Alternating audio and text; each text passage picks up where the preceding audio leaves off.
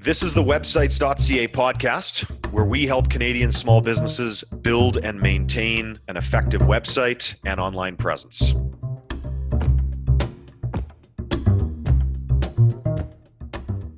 Hello again, everybody. Sean Corbett here, websites.ca marketing.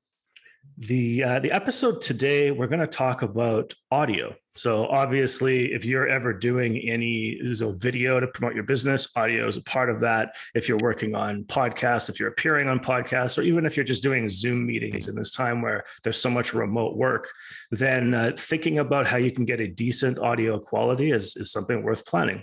So what I did is I brought in a professional audio engineer and audio consultant today. His name's Brett Leonard. He runs a company, BLP Audio. He's also director of music technology programs at University of Indianapolis. Brett, thanks for being here.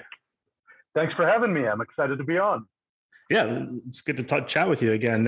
Brett and I met back in the old Montreal days when websites.ca had a Montreal office. So why don't you tell the folks a little bit about your background? Yeah, so I started as a musician, like so many audio engineers. I was playing in rock bands and playing music, and got interested in the studio when I was on the other side of the glass. I was playing, and I was like, man, those guys on that side seem to have a lot going on. I don't know what all those knobs and buttons do, and kind of just hung around a bit and got interested in audio engineering. And then as I went through school, I realized there was a ton of physics and acoustics and electronics involved in all of this. And there was kind of a lot lurking just beneath the surface. So I got really interested in acoustics, particularly small room acoustics, like most people have suddenly been thrust into in the last couple of years, where everything's happening in a bedroom or an apartment or a small space. That was kind of where my focus was, thinking about home studios and smaller production studios. So that's kind of my background. I still make records now and again, but that acoustic side of things is really kind of where my passion is these days. Nice. And you were focusing a lot as well on classical recordings and even the technical side of things too for a while, right? Yeah. And I've been really lucky. I'm a classical engineer by training.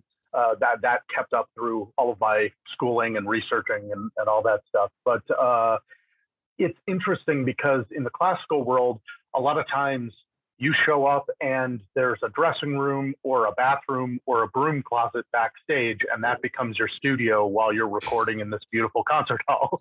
So I dealt with a lot of bad acoustics as a practitioner, and then started to look at, okay, how can we fix this in a semi-permanent setup like a home studio? And I'm actually sitting in my home studio right now. It's a little noisy because we're putting up some extra soundproofing right now, but I've gone through probably 7 or 8 studio builds now. So I've sort of learned how to do things right for tons of money, but then also what you can do to get a good sound without spending quite so much. Nice. Yeah. And I should say just to the listeners too, that you'll want to do as I say, not as I do, because one thing you can't control is your internet connection. So sometimes you can have the best audio setup in the world, and then if you live up on a mountain like I do and you just want to record people, you're going to get maybe not the best sound. So that's with that caveat in mind, we'll jump into some of the questions that could help them a bit. And so, Brett, the reason obviously you and I were talking before the recording about having you on, because one of the things you were doing during the whole shutdown time is you were helping people that maybe weren't super familiar with audio recording, and you were helping them get like packs of equipment together that they could easily use and get up and running and sort of without too much technical knowledge. Is that right? Yeah. It was kind of a crazy time. There was about a month and a half or so where everyone was sort of, balancing their phone on a lampshade somewhere in their living room and doing, Zoom meetings or conference calls or performances or whatever their sort of main focus was. And then once people kind of caught on to the fact that the whole thing was not going away anytime soon, all of a sudden there was this incredible demand for like, okay, we have a budget, we need to send out 50 kits to all of our board members or to all of our trustees and get them all on a call where there's a decent quality that, let's say, shareholders or stakeholders in a project can all listen in and everyone's clear and intelligible. So I became familiar with a whole segment of gear that I hadn't really focused much on before. There's this cool kind of really oriented towards mobile documentary and like kind of cool kid guerrilla video projects, where there's this whole segment of products that are oriented towards mobile device audio. And one of the companies that I ended up sort of leaning heavily on for the last few years is an Australian company called Rode that makes a cool little shotgun mic.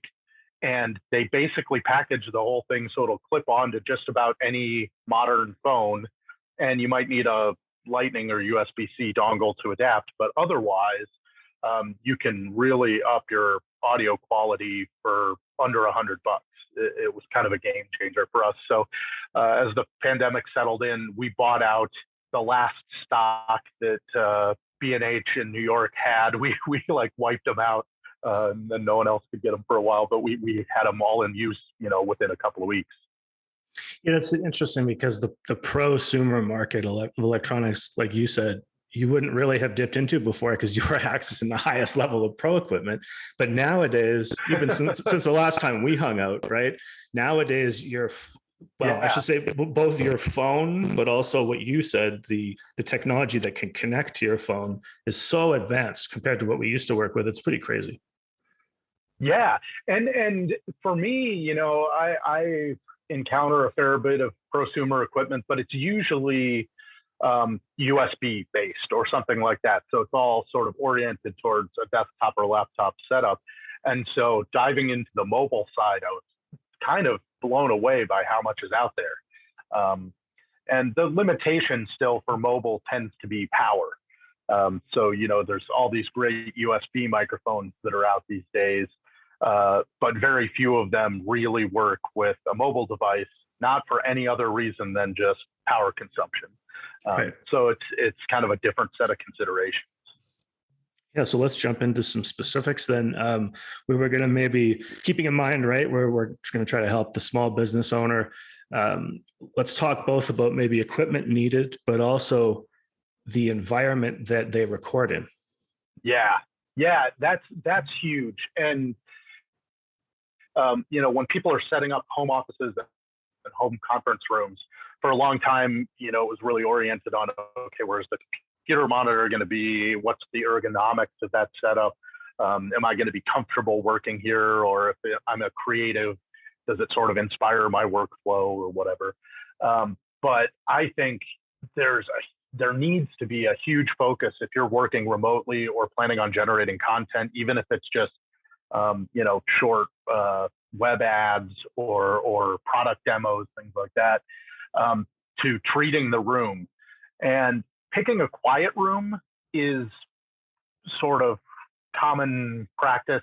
People sort of think through that usually these days, but then they get into a room that's generally got 3 sets of parallel surfaces that are all hard. Yeah. And it's just, it's an acoustic nightmare. And they sit 3 feet in front of one of the walls, facing one of the walls, talking into it, right? Exactly. You're setting up these back and forth reflections where sound bounces back and forth until, a lot of times a home office, the person sitting in the office is just about the only absorptive thing acoustically. Maybe there's a couch. But choosing some plush furniture, if you have that option, if you can put a couch or a love seat, that helps. If you have a carpeted floor, and a lot of this stuff won't necessarily help with music, but the human voice has a pretty narrow range. And so, even just putting a large carpet down on a wood floor can make a pretty significant improvement. What about a bookshelf with some standard like hardcover books in it? Will that absorb a little bit as well? It'll absorb a tiny bit, but what a bookshelf does, which is actually super helpful, is, we think about if you picture the normal sort of bedroom with three sets of parallel surfaces. You're sitting at your desk and you're talking towards the wall. That sound bounces back off the wall directly towards you, and then it hits the back wall and bounces directly back and goes back and forth. When you put a bookshelf in the way, now you have a bunch of uneven surfaces, right? Because some books are deeper, some books are taller, some books are wider. So you've now broken up that acoustic energy. It's kind of miraculous how much a change that can make, just having that. And better yet, if you can orient yourself towards that so you're not talking at a flat wall, all of a sudden the sound's going to change drastically. The other cool thing that I have discovered that's a total, I stumbled across it. I spend too much time on Amazon. I look at, whatever random thing shows up. And usually I don't buy, but I found it's become trendy to have these plastic extrusions that are supposed to be like decorative wall tiles that have some sort of three-dimensional contour to them. Those actually do quite a good job as well. So if you're sort of trying to keep the place modern looking and give it a little bit of a visual flair, if you're doing video work, that actually has an acoustic benefit too, because that sound now, rather than bouncing off something flat, is hitting all these little ridges and contours and things, and it's scattering. Oh, interesting. So they found a way basically to work in like the egg carton concept visually. Basically, yeah. And a lot of times they're 1 foot by 1 foot squares.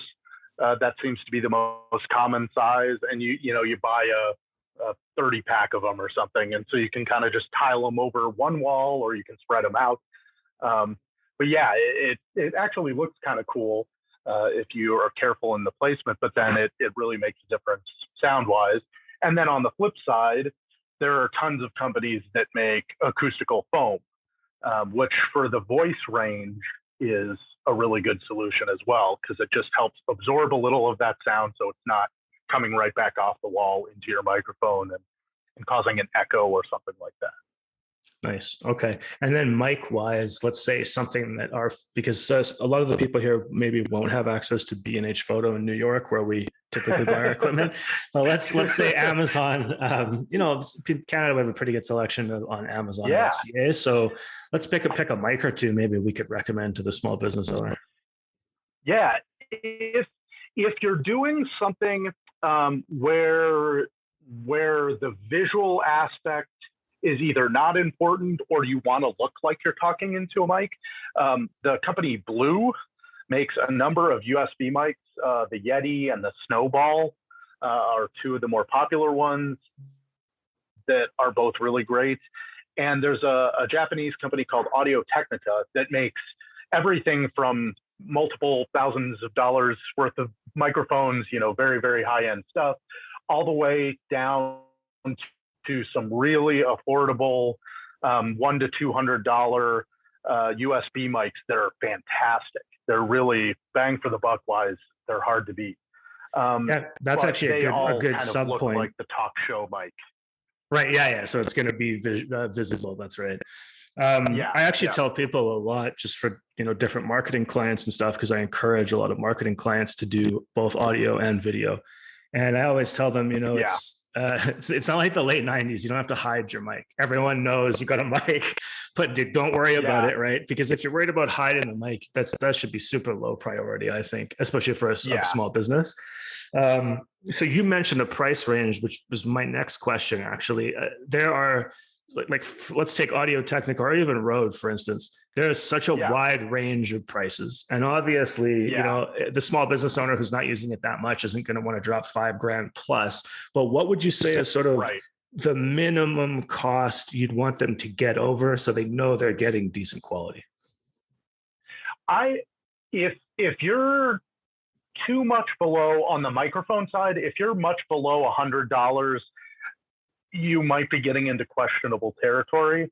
Okay. That $100 to $200 is a really serviceable sort of desktop microphone range for a USB mic.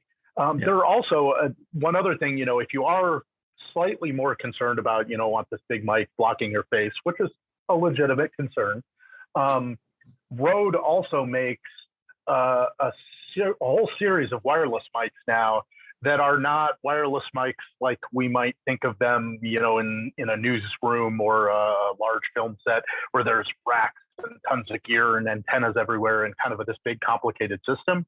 They've really done a good job. They're the size of, maybe a couple of AAA batteries, and the batteries are right in the microphone. You clip it on your lapel, and then they have a receiver that you can kind of stick to the back of your phone, even to your mobile device. And that can be a really streamlined way to go too. So, there's a lot of options out there, but I think if you're spending over $500 on a mic, you're probably hitting diminishing returns pretty quickly, for just speaking and kind of normal conferencing and video recording use. Nice. Yeah. So 100 to 500 is a good range. It's interesting you brought up that Rode. I think I know the one you're thinking of. It sort of looks like a little bit square, and you could pin that to your lapel. Yeah. I have a client that uses that too. And it the difference is insane. And one thing I've also noticed, and we're going to kind of veer into video territory now, but and you probably see the same thing. When someone who's not used to shooting video, even if they're always using their cell phone to film videos for their friends and family, they'll typically film something and then they'll pan somewhere else, or they'll look somewhere else. So they'll be talking away from the phone, not realizing the mic's in the phone. So as soon as you put that Rode lapel mic on, solves that problem right away. Yeah, and it's funny you mentioned that. There's this real because when we're talking to somebody in person, when we're sitting there, our brain's really good at picking out what we're listening to and following it, even if it moves around or we move around. But as soon as you've got a cell phone or a computer or laptop in between the sender and the receiver, our brain no longer gets all those pieces of the information that we need. So it sounds really stupid, but you've just got to remember to talk into the mic and get close to the mic. A lot of these large mics, they're sort of, desktop USB mics. You still have to be fairly close to them. You can't put them halfway across the room and expect to get the same quality result you would if it were, 6 inches to a foot in front of you. So just disciplining yourself to kind of remember that the mic is my friend and use it for all it's worth. Yeah, get as close as possible. That's right. That's the most basic thing, and it's the easiest one to forget. And you especially when you're excited about something, if you're introducing a product or you're talking about an idea that you're really passionate about, the first thing that goes out the window is getting up close to the mic. It's just human nature. That's the first one out the window. We had another guest on a couple months ago, and he's a professional videographer. And one of the things we talked about, obviously this is something that matters to me as well, is people don't realize what they can get away with in terms of crappy video quality. And the audience will interpret it as being authentic, edgy, lo-fi, whatever hilarious reframes that have been done over the years. But you cannot get away with that with audio that's hard to hear. Like probably this recording will end up being because of my internet connection. It is so fatiguing to listen to hard to hear audio. Yeah. Like you can't even compare it.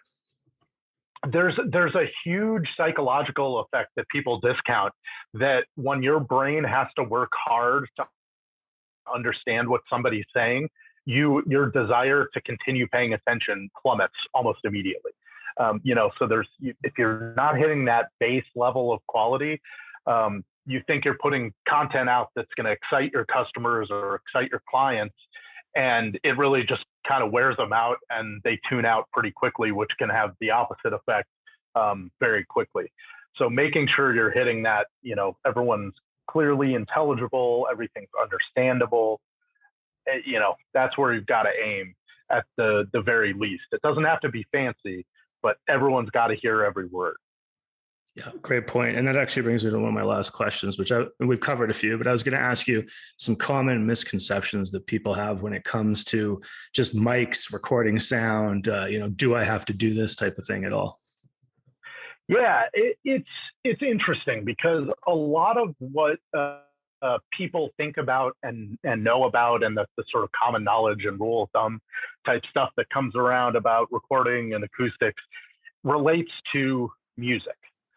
And music represents a huge range of frequencies and a huge range of volumes, signal levels, if you will. Mhm. And when you're dealing with voice, a lot of that stuff becomes a lot less important. So there's kind of this sentiment in the music recording world that once you're putting so much money into the home studio, it's probably not worth it. You should just go to a real studio and rent it. It's absolutely not true when it comes to voice, because a carpet will make a difference, because some of these Amazon decorative foam or plastic things will make a difference. You can do a lot more for audio content that's focused only on the voice fairly cheaply than you can for music. So I think that's a really common misconception. The other common misconception is that, I spent $3,000 on a laptop, so I shouldn't need anything else. The audio in most modern devices, including phones, which is extra hilarious to me because that was literally their sole purpose 20 years ago, was to send and receive audio. It's the last thing that a lot of manufacturers think about. Yeah. They're worried about how fast Facebook will load and how many minutes will it take to render a video on some high-end laptop, or what's the 3D rendering on a gaming laptop. And at the end, they're like, hey, did anyone tell the audio guys we're releasing a new device? I don't know. We got a week. They can figure it out. It's Yeah. kind of last minute thing. And then you install the microphone that's the size of a know, pin somewhere in the laptop. Exactly. Or you install 20 of them and you hope somehow you can, hire some poor programmer to try to sort out all the different times of arrival and make the whole thing sound right. Brett, I would figure that the secret mic that feeds information to the CIA is probably the best mic in the laptop. Well, obviously, priorities, right? You got to keep that back door open. But it's wild, like how skimpy some of the audio quality is, and especially modern mobile devices. When was the last time you read the spec sheet of some new iPhone or something, and it was like, 6 paragraphs about how great the camera was, and at the bottom it was like, oh yeah, it has a microphone too. Like, yeah. It's adding that front end, that microphone, or a good set of headphones on the flip side, just taking that part out of the device usually is the single biggest improvement you can make. Perfect. Yes, we've got the room. People pay attention to the room. Make sure there's some variance in it. Make sure it's not all hard surfaces. We've got either an Audio Technica or a Rode mic, maybe between $100 to $500. That will probably get most people going. And the final thing, of course, we sort of glossed over, but you alluded to it, is if you're recording on your cell phone, you're going to need a plug that goes probably from USB to whatever your phone receives, right? Yeah. And most places that are going to sell the mic are going to, throw have you considered this other product? Usually it's not too hard to find. For Lightning, it's usually Lightning to 3.5 millimeter with four zones, a tip, ring, sleeve. And then that splits out the microphone. And for USB-C, it's typically something similar. Yeah, perfect. Right. So they just got to tell, if they're going out to buy, they've got to tell whoever they're buying from where the mic's going to plug in, and then the salesperson could probably assist them from there. Yeah. And the nice thing is those little dongles that go in between are even more common than the microphones themselves, because they get used for a variety of things. So even, the local Best Buy or kind of big box retailer typically has those if you needed one in a pinch. That's awesome. Okay, cool. Brett, why don't you tell the people where they can find you if they want to know more about your company or just audio in general? Yeah, if you want to check out blpaudio.com, you can contact me through there, and I've got just kind of some general background about my company on there. And there's tons of great resources for audio. YouTube is an amazing resource. There's a gentleman named Alex Case who's based in Boston, who does some great videos that you can find on YouTube. I don't think he has his own channel. He does it with other people, but great resources there. Just tons of information out there that if you go looking for acoustic treatments or basic podcasting setups, because a lot of these same concepts apply, there's good stuff online that you can tap into. Beautiful. Brett, last word goes to you. Any final thoughts about audio for business? I think when you're on that Zoom call or that Skype call or that Teams call that we've all been on, where there's the one person who doesn't have their audio sorted out, and it takes a lot to take their opinion seriously sometimes because you're so preoccupied with the degraded audio quality, that I think in today's business world, locking down your audio to hit that sort of minimal acceptable quality is huge. And it can make the difference between, in a virtual world, somebody really paying attention to what you have to say versus paying attention to the technical issues that surround what you have to say. Totally. Well said. My friend, thanks for being on here. It's always good to talk to you again. My pleasure. My pleasure. Anytime. If you're not satisfied with your current website or the service you get from your provider, you can switch to websites.ca for free and get a great support team behind you. Just visit business.websites.ca. That's BUSINESS.websites.ca, or email Ryan directly at ryan@websites.ca. Thanks for listening, guys. Catch you next time.